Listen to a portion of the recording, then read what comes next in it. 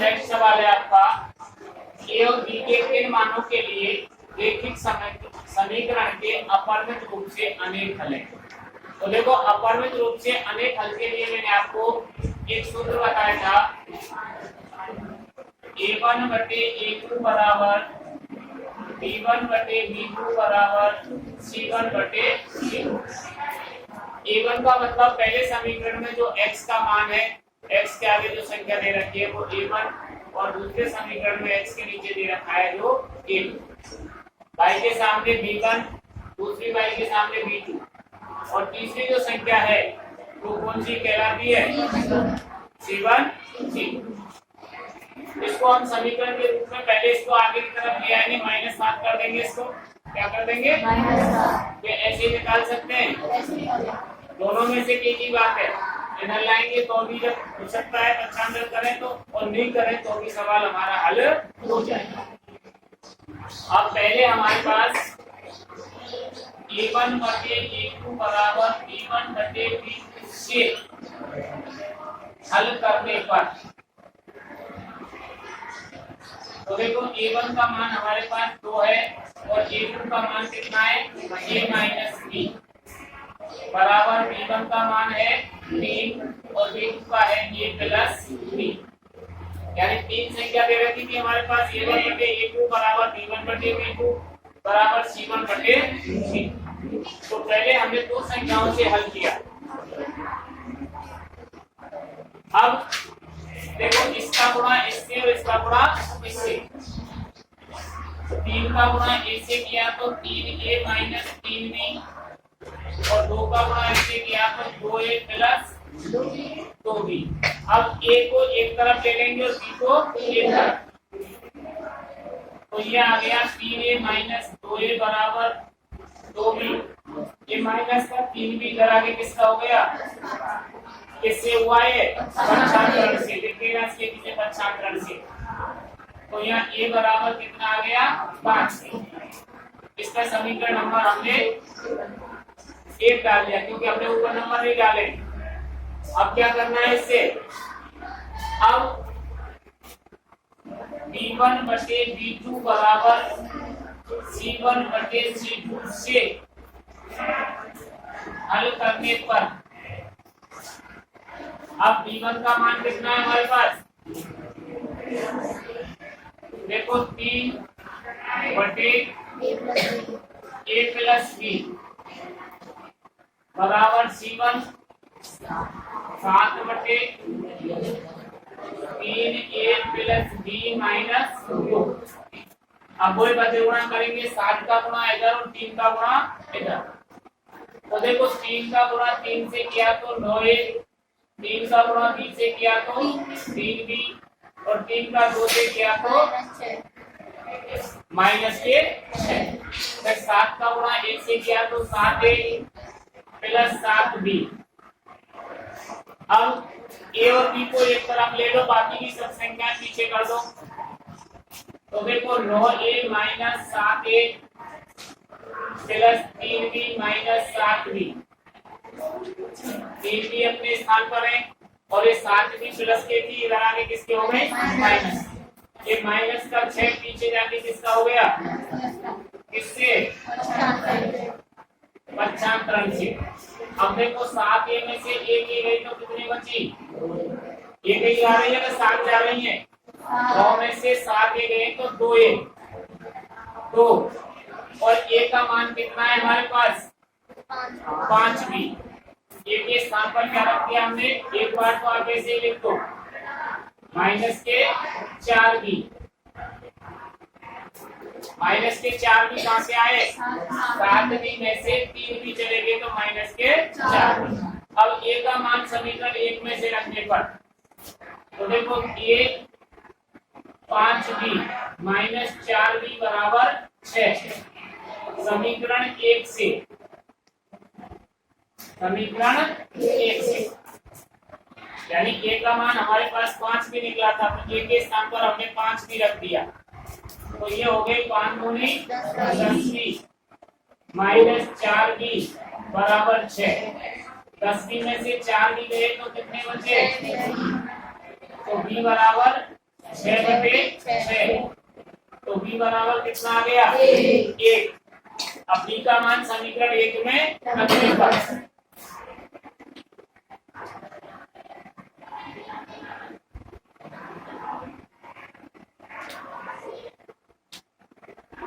अब b का मान समीकरण 1 में रख दिया तो क्या था हमारे पास? a बराबर 5b। तो a बराबर 5 इंटू 1, तो a बराबर 5। अतः a बराबर 1 और b बराबर भी 1।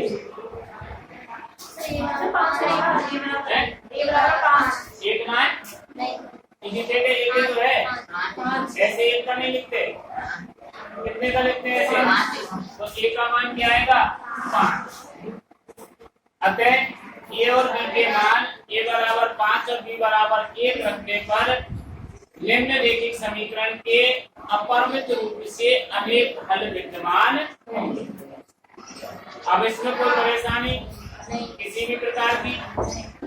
अब इसी प्रकार से दूसरा क्वेश्चन आपके लिए दिया है उसने।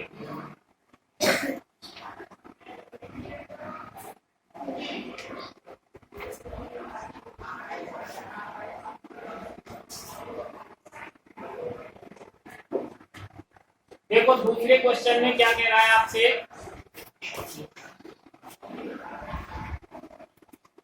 निम्नलिखित समीकरणों के युग्मों का कोई हल ना हो। इसमें तो क्या लिखा हुआ है? अपरिमित रूप से अनेक हल। अब कोई हल ना हो, क्या कह रहा है?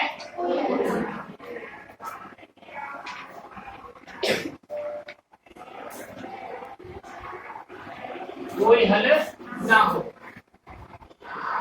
अब उसने ए भी दे रखा है कि के दे रखा है?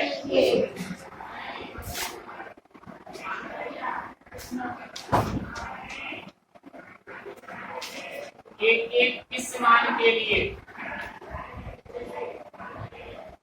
एक इस मान के लिए रैखिक समीकरण का कोई हल नहीं है। समीकरण क्या दे रखा है आपको? 3x प्लस 1 और दूसरा 2k minus 1 x plus k minus 1 by 2k plus 1। दो समीकरण दे रखे हैं हमारे पास।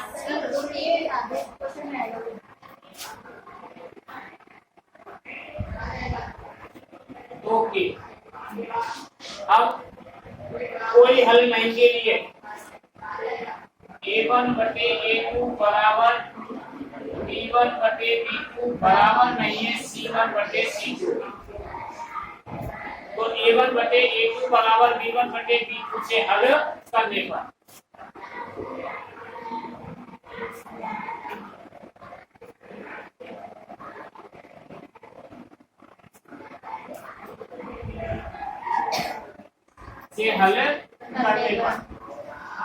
अब इसको हल करेंगे तो देखो a1 के स्थान पर क्या है?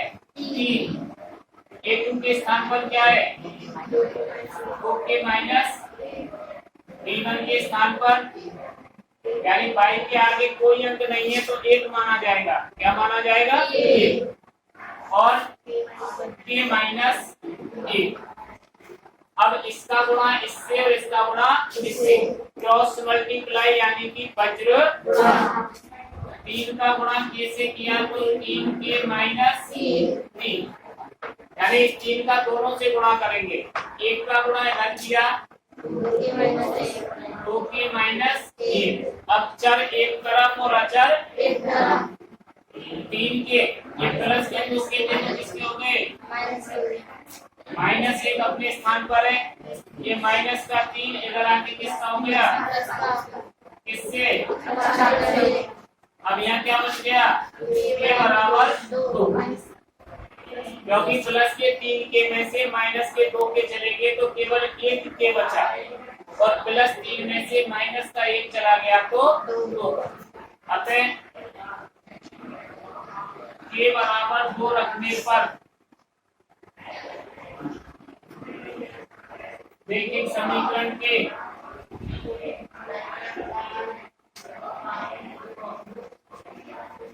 कोई हल विद्यमान नहीं होंगे। अब जरूरत नहीं है हल करने की।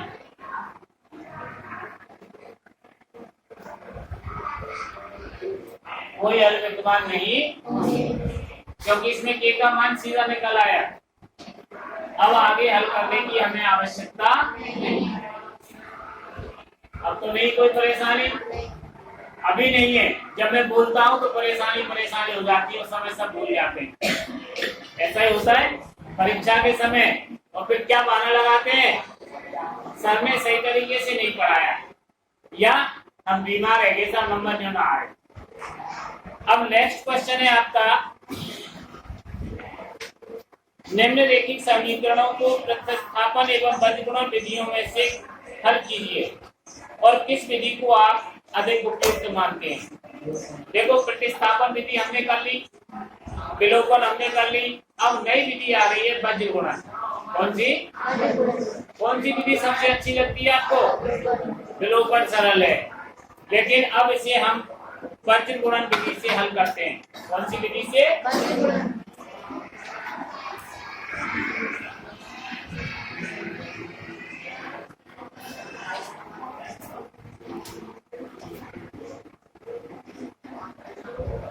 क्या समीकरण है बताओ? 8x प्लस 5y बराबर 9। दूसरी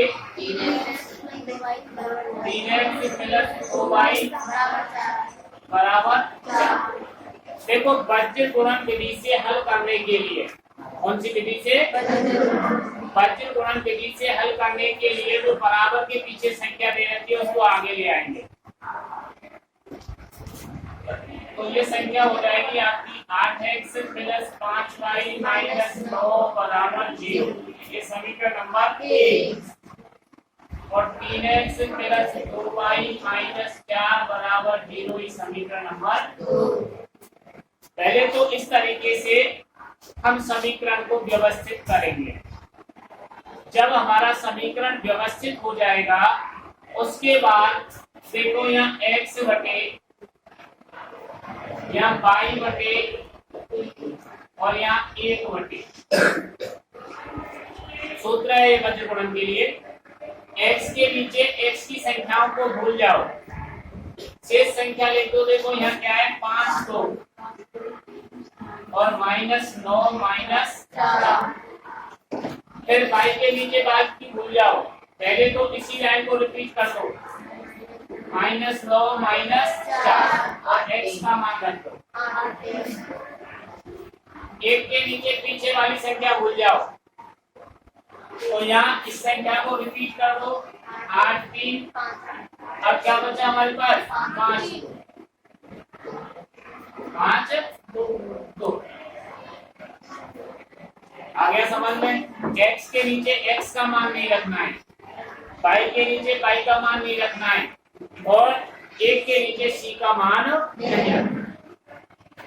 अब इनकी क्रॉस मल्टीप्लाई गुणा करने यानी वर्ग गुणा, 5 का गुणा इससे माइनस के, इस जगह पे माइनस ही लगाना है हमें।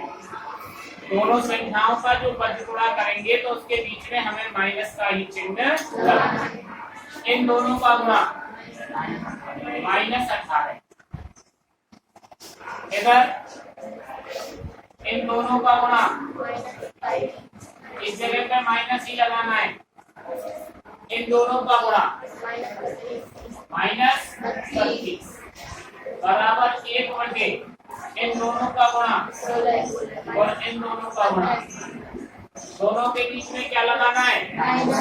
ये तो हमने सभी कोष्टकों में बंद किए, ये क्यों नहीं किए?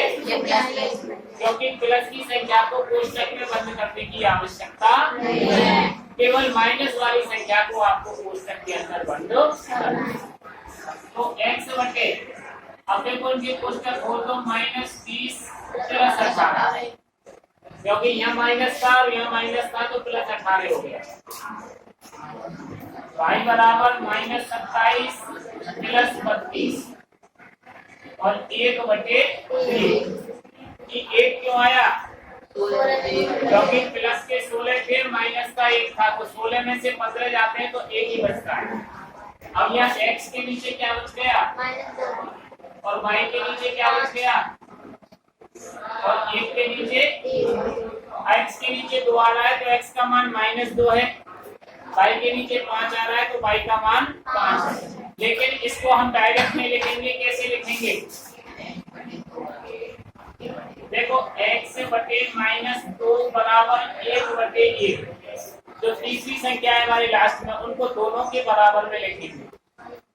ऐसे यहाँ y बटे 5 बराबर 1/1, यानी इस संख्या के बराबर में इस संख्या को रखेंगे और इनका वज्र गुणा कर देंगे।